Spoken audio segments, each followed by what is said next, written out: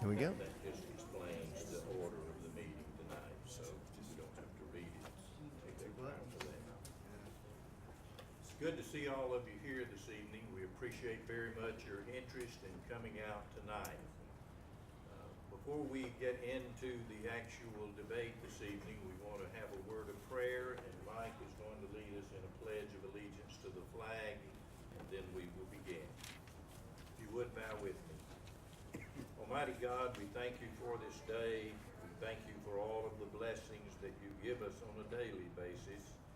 We thank you for living in this country, and we thank you for people who are interested in coming out and being involved in the education of our children, for we know that this is not only for the present, but for the future as well. Help each of us, Father, to conduct ourselves in a manner that would be pleasing in your sight this evening. We pray this in Christ's name. Amen. Stand for the pledge, if you would.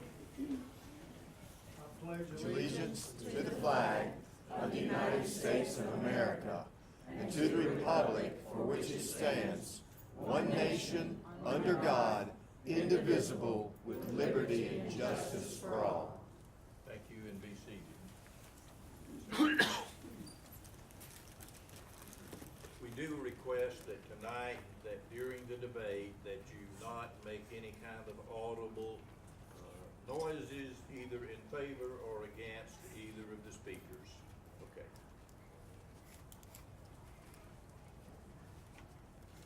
Good evening. It's good to see this good crowd here tonight.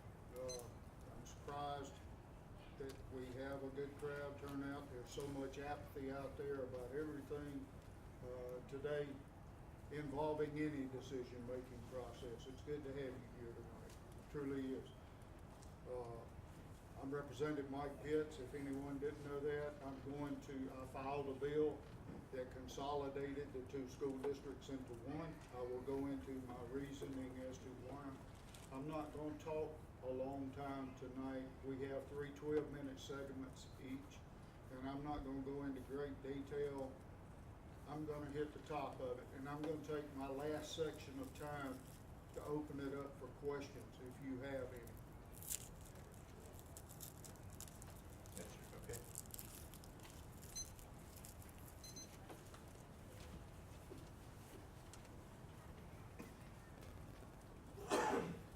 I want to thank the audience also for coming tonight and your interest in this.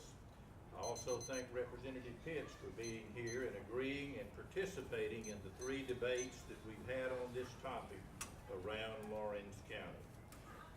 Representative Pitts and I have both committed ourselves to debate a single issue here tonight, school district consolidation in Laurens County, and with some discussion about the bill that he did have passed through the House.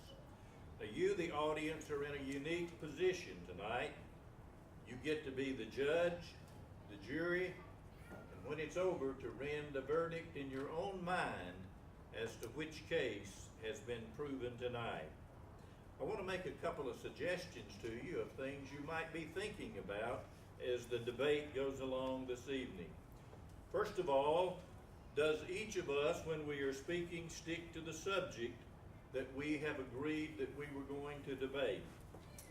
Secondly, do we present the case in an orderly, logical way so that people can understand it?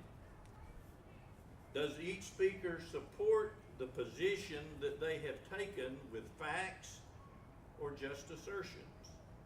And is the person doing the speaking truly informed on this particular subject?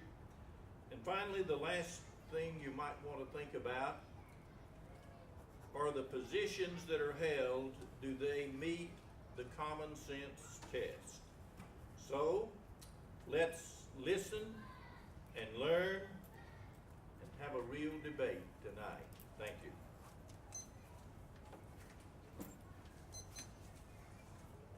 First of all, we won't have a real debate tonight. We have a forum. A debate is when one individual makes a point, the other individual counters, and then you have a rebuttal, just like the presidential debates you watch on TV with a moderator and a timekeeper. That's a debate. A forum is a presentation of information with you getting to make the decision as to which side you're on. I'm gonna start off a little different, and you don't have to answer, but I wanna know this. Do you support school consolidation? Let me back up and rephrase that. Do you support consolidation of administration? Don't see a hand go up. Do you not support school consolidation of administration? So several of you already have your minds made up. It is a moot point. The bill that I filed last year is dead. It doesn't exist anymore. It's gone. And I have said in open forum several times that it was not coming back from me. I was not going to bring it back. I still believe it's the right thing to do, and I will make that presentation tonight. But I'm not going to bring it back. If it comes back, it will come from my two delegation mates. It won't come from my third delegation mate, who is my newest delegation mate, because he's not a resident of Lawrence County. This is a local bill coming from the local delegation. And I'm not going to present it. Verdon, Senator Verdon, and Representative Willis have no intention of bringing it back unless it comes from you, the grassroots, bringing it back to them and saying we'd like to look at this idea. And I want to start out by telling you the consolidation issue was not just the consolidation issue, it's not a haphazard thought. This has came from 2 years of looking at data, which Keith has said in the past was not important. Accurate information, yeah, you did in the first debate, it's on tape. Bobby Smith has it. It does not call for the consolidation of a single school, the closing of a single school. It came from accurate data for strategic planning. Now I want to start out with this. Community-based schools are the best. Every study out there nationwide shows community-based schools have community-based support. They have the best parental support. That involvement is what makes students successful. That along with good teachers and smaller class sizes. The best high school, when you look at the high school sizes, the best being when you reach that equilibrium of where you can offer the most academics and academic variety while at the same time not getting so large you lose control of the school and security of the school, which is one of the most important things we face in today's society. It's somewhere around the 900 mark. Clinton High School has about 850 students. So that is a fantastic place to start. It did not call, the original bill of consolidation did not call for Clinton to have to pay for a new high school in Lawrence. It did not call for Lawrence to absorb the current Clinton debt for the Clinton High School. But let's look at that strategic plan. It looked at water. Now this is where Keith's gonna hit. He's off topic. But it's a big picture. That's what we were looking at. A big picture, not just one little microcosm. It was water, it was sewer, it was growth in the county, population trends. Who did I work with? The Census Bureau, the State Census Bureau. I worked with Clemson University's research and mapping division. I worked with Clemson University's education division. That's where I came up with all this data and all these numbers. Now, Lawrence County is losing population at a rapid rate. How would that affect consolidation? Well, do we need to continue with 2 school districts when we're losing people at a rapid rate? Clinton is losing people. Clinton proper, the city of, is losing people at the most rapid rate. We are now below 70,000 people in this county and shrinking, while the counties around us are growing at a tremendous rate. Greenville is growing at about 100,000 in the last census, while we are dropping population. Lawrence, the city of, is losing population at the second highest rate in the county. There's only 2 places in the county that's growing population. Waterloo and Cross Hill on the lakefront, and the part that touches the Greenville County line. Young's, Green Pond, Hickory Tavern, down to about US 76. That's got about 40% growth at the same time that we're losing population. If it were not for that factor, we would be well below 60,000 in the next census. That means our resources are dropping. Strategic planning says that we should be looking at the best use of our limited resources to do the best job we can in education. That's what I was looking at with the consolidation issue. Consolidation looked at the majority of disciplinary cases. How many of you in here are actually in the education arena? Teachers or administrators? Every study I found showed me that the disciplinary problems that the principal deals with primarily result from the bus. It's bus referrals. And it's bus referrals after long rides. The longer they're on the bus, the more trouble they're going to get into. And the principal has to deal with that. When Clinton built the new school, the new high school, it was built on the very north end of the district, or the northeast end of the district. And where did I just tell you Clinton District 56's growth is going to come from? If any. The opposite end of the district, District 56's growth is on the lake in the Cross Hill area. That puts those kids having to ride a long way to get to the school. That increases disciplinary problems. Lawrence, District 55, built a new primary and middle school in Waterloo. It's about a third full. If we'd had consolidated planning, consolidated strategic planning, looking at this situation, the school's not a bad school, it's not located in a bad place. But if you had taken the ability to combine Waterloo and Cross Hill, you could have had them both at a school that was 15 minutes from either one. Cut down those long bus rides. That would have made sense. Now, the 2 school districts say we work well together, and they do. And I'm not saying either school district does a bad job. I'm saying we can do it better with the resources we have if we have one set of planners looking at it at one time.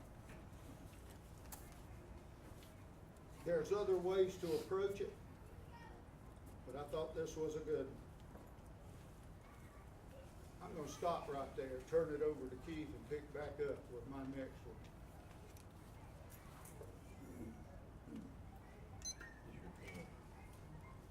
Thank you, sir. Well, I want to begin by clearing up a matter that is apparently not clear to some people.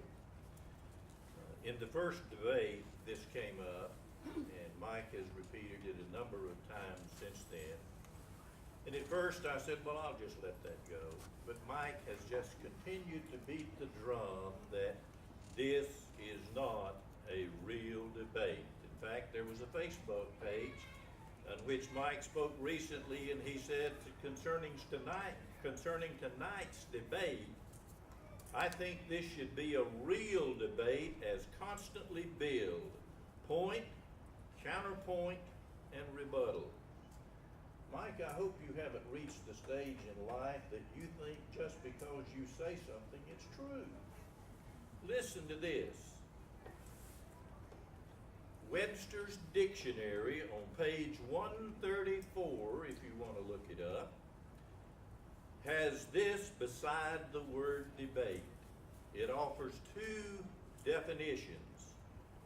Number one, to discuss a question by considering opposed arguments. Number two, to take part in a debate. So what do we have, or are we supposed to be having here tonight? We have a question. School district consolidation in Lawrence County. It is Mike's job to make the case why that was a good idea in the bill that he passed in the House. It is my job to take the opposing side of that and point out why it was a bad idea. Now, isn't that exactly what the dictionary says a debate is? Now, I don't know if Mike didn't know that, or if he keeps saying that because he's trying to diminish the importance of the debate in the public's eyes. And I assume his comment about point, counterpoint, and rebuttal does refer, he mentioned the presidential debates. And they are called presidential debates, but they really are not genuinely informing the public. The presidential debates and other kinds of debates like that are the kind of debates that politicians thrive on because they have 1 and 2 minute sound bites. They don't have to say very much. And they have 30-second rebuttals where they can easily fool the voter into thinking they stand for something. But before the voter can even digest what has been said, it has moved on to another subject or to another candidate. Now, when we planned these debates, and at that particular time, Mike was really very busy. So he and I agreed that I would pick the times, the places, and the structure for the debate. As I considered the structure for the debate, I was not concerned whether it would suit Mike or even whether it would suit me, but whether it would suit you. And so I went to the most famous debates probably in American history, the Lincoln-Douglas debates. How were they held? The Lincoln-Douglas debates had one topic, the issue of slavery. And they held 7 debates around the state of Illinois on that one subject. How long did the speakers get to speak? The first speaker spoke for an hour.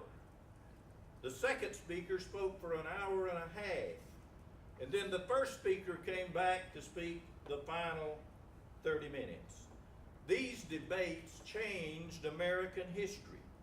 And I believe that one of the reasons they had such an impact was that by giving each of the candidates a longer period of time uninterrupted to make their case, and to help the audience to be able to follow one train of thought instead of being like a jackrabbit and jumping all around, then it made it easier for the people to fully comprehend that.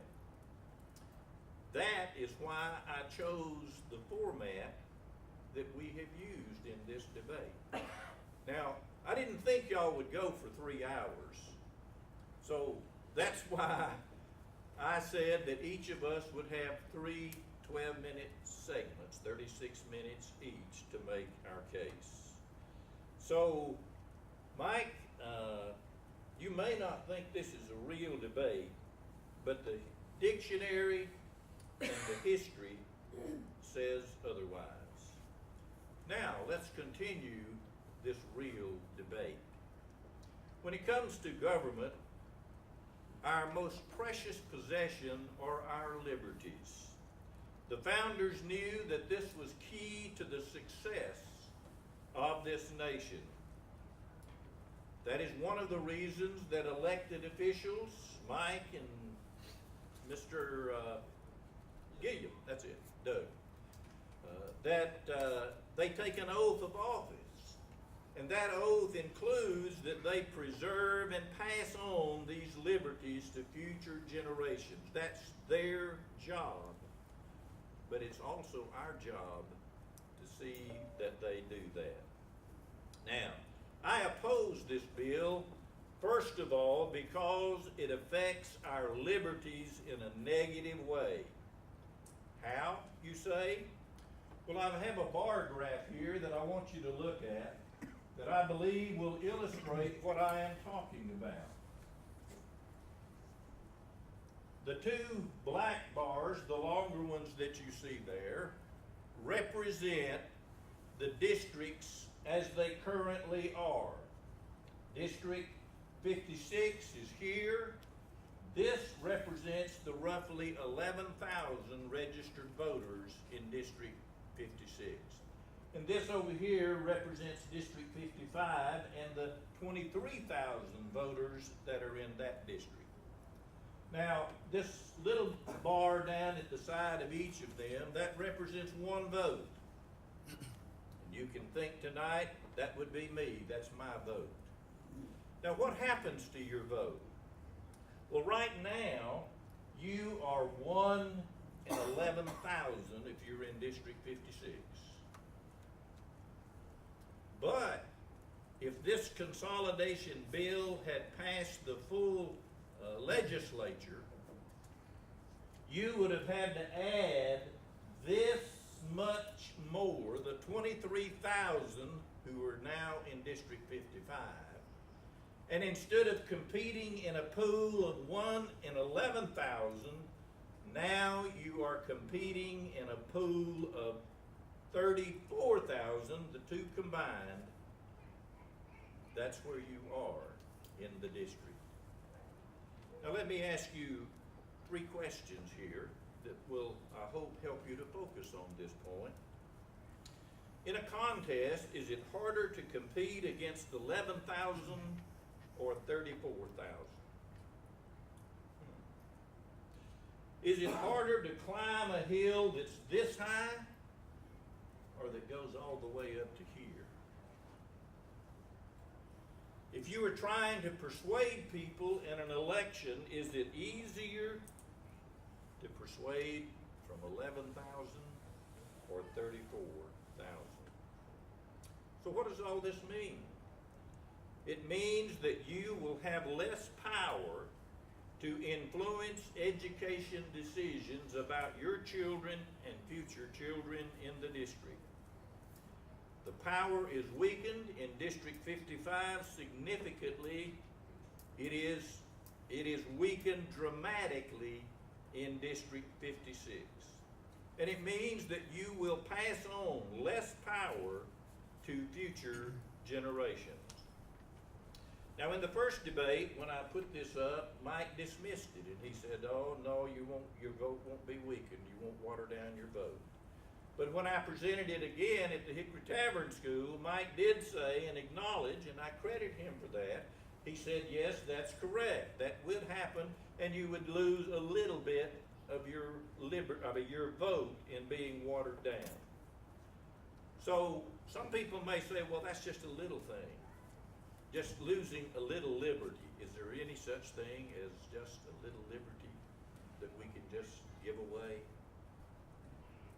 Suppose the government had a way to water down the Second Amendment to the Constitution, and there are ways they could do that.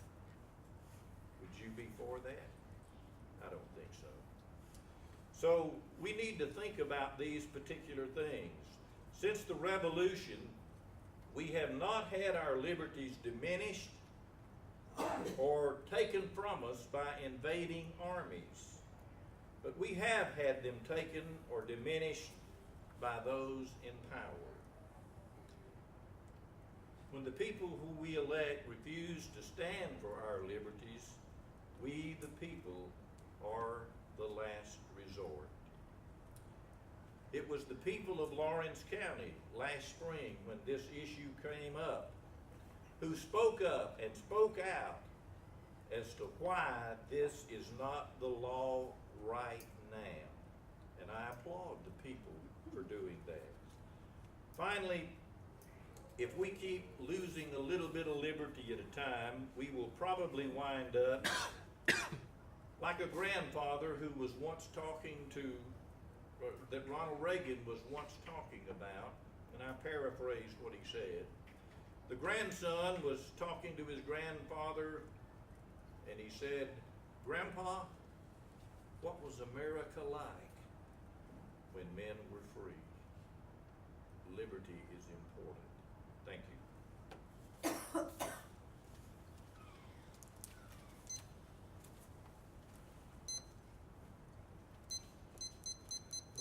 The Lincoln-Douglas debate, one of the best ones to study. It's a great one. Douglas was a little short, Scotch-Irish fellow. Lincoln, of course, you know, was extremely tall. In the course of that civil debate, Douglas ended up challenging Lincoln to a duel.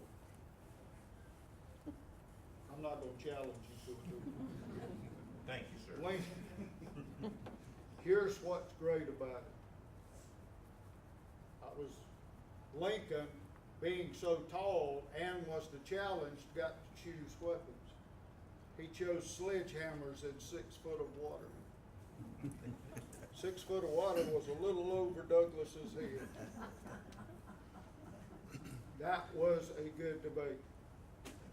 Folks, if we're talking about centralization of power, and you generally are thinking of Columbia, or of Washington, centralization of power, gonna take my liberties away, the politicians are, and water them down our vote. If you add these two together, each representative would still represent less than each of your county council members. Why? Because there's a good portion in the north end of the county that goes to Hillcrest and Fountain Inn. And there's a good portion, I see a WS back there, there's a good portion of the western end of Lawrence County that goes to Ware Shoals. So those people, those votes are not even figured in here. But they are. When you've got a shrinking population within the boundaries of Lawrence County, I consider that local. If you look up home rule in the state code, it's gonna show you county government. That's where it starts. That's what it talks about. And then it goes to the municipalities. But why did I look at the consolidation issue? It's one of the first things put on the table. I'd already been working with other entities on other parts of strategic planning. 10 years down the road, 5 years down the road? No, we were looking 50 years down the road, and trends, growth patterns, trends, what's happening in our area of the world. Not just our area, not just our section of the state, but North Carolina and Georgia as well, and how that affects. But I brought it down to consolidation. Why do I think consolidation is a good idea? How many people do you think there are in administration in both school districts that make over $100K a year? You can look it up on the internet. It's easy to find. For every one of those individuals that you do not duplicate, you can put 3 teachers in the classroom. Starting teacher salary in Clinton and Lawrence are different. When I say Clinton and Lawrence, I'm talking about 55 and 56. They're different. But you could still, for every 100K, put a teacher in the classroom, 3 teachers in the classroom. Now, with one superintendent, you just put 5 new teachers in the classroom. What's one of the biggest problems I hear from you, the teachers? Class size. The studies all show the further we've dropped the class size, the more one-on-one attention that child gets, the more successful they're going to be. Do we really need 2 bus superintendents? Do we really need 2 HR directors in a county that's 70,000, 68 now, or below, and shrinking? Do we really need to? It's 6.2 miles from Lawrence to Clinton. But yet we battle, the 2 cities battle like Sparta and Athens. And that's how this came about. The argument that started was not about the consolidation. It was not about the points, not about the reasons. It was territorial. And people ask me, why did you not talk to the school board or the superintendent of either district first? Do you really think anyone on either of the school boards or either of the superintendents is willing to consider consolidation? After the debates, I found one that was. He said, I'm open. You've made some good points. I'm not going to tell you who it was because I don't want to get him in a lot of trouble. Consolidation. Everybody's jumped up like we were closing schools. We were talking about consolidating the schools. We're not going to lose the Red Devils, or we're not going to lose the Raiders. Didn't have anything to do with that. It was administration, and it's simple. I just told you that we could save money and put teachers in the classroom, but we have a difference in teacher scale, pay scale between the 2 districts. If you have one district, you could have parity in teacher salaries. Lawrence County could become more competitive. We could take some of those savings, no matter how minute they are, and put them in bonuses that would get us to a point of having teachers more satisfied with where they are. A second thing is bonding and taxation. There's a magic line drawn between these 2. When Clinton did their building project and built the new high school, I had 2 brothers, one on each side of the line. The one that was on the Clinton side bent my ear severely about his taxes going up. The one on the other side of the line laughed. But in effect, the one on the other side really needed to be doing something for his school too at the same time. I'm not denying there's stuff that needs to be done in District 55. I think there is. And I do not think, or am not trying to slap down Clinton for doing the building they did. They got a beautiful high school. I just think you put it in the wrong place, and that's part of strategic planning. It's put it the opposite end from the growth of the county.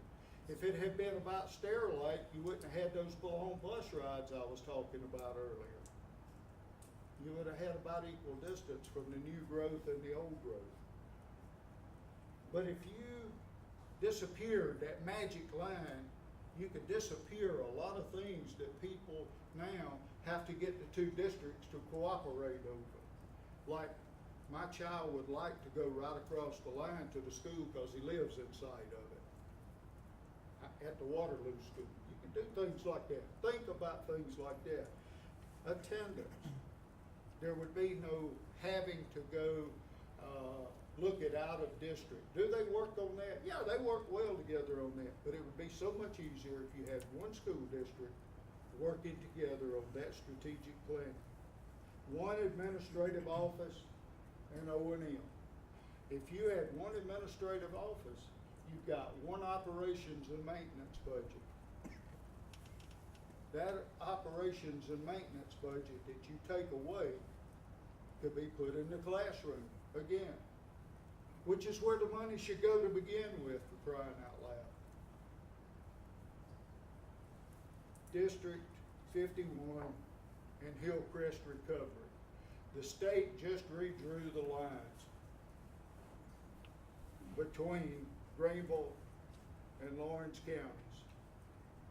It found out that there were about 1,000 residents that were supposed to be in District 56 that are actually drawn in District, whatever it is in Hillcrest.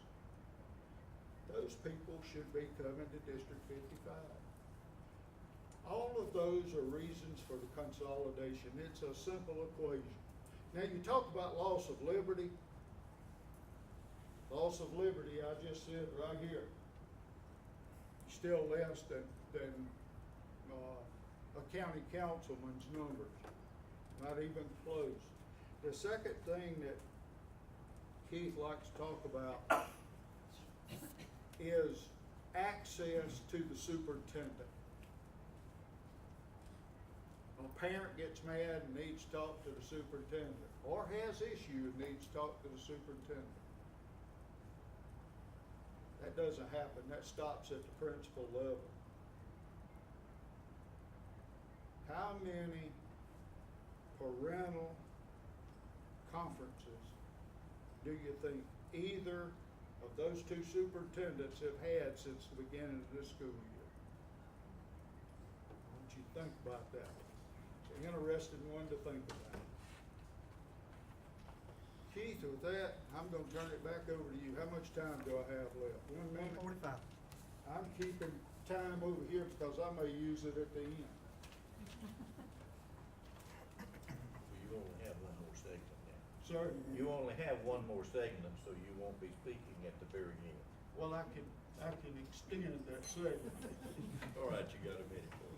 According to the thing that we have handed you out, we're gonna take about a 10-minute break, and if you need to go to the restroom, or if you wanna talk to people, or get up and stretch your legs, and then we will resume in about 10 minutes.